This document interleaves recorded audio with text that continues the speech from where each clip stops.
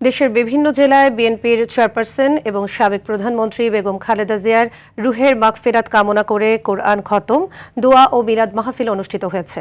দলের নেতাকর্মীরা এসব অনুষ্ঠানের আয়োজন করে। প্রতিনিধিদের পাঠানো তথ্যচিত্রে আরও জানাচ্ছেন আবরার মাহি।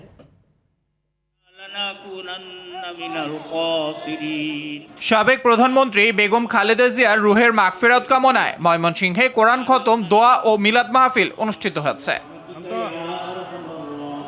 যশোরে বিএনপির চেয়ারপারসনের রুহের মাগফিরাত কামনায় দোয়া ও মোনাজাতের আয়োজন করে স্বেচ্ছাসেবক দল।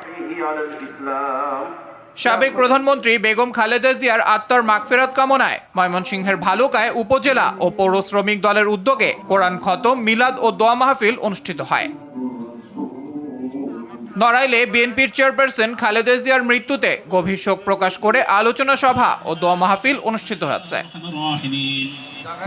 তিনবারের সাবেক প্রধানমন্ত্রী বেগম খালেদা জিয়ার বিদেহী আত্মার মাগফিরাত কামনায় দোয়া ও মিলাদ মাহফিল অনুষ্ঠিত হয়েছে রাঙ্গাবালির চরমনতাজ বাজারে। আবরার মাহি, RTV।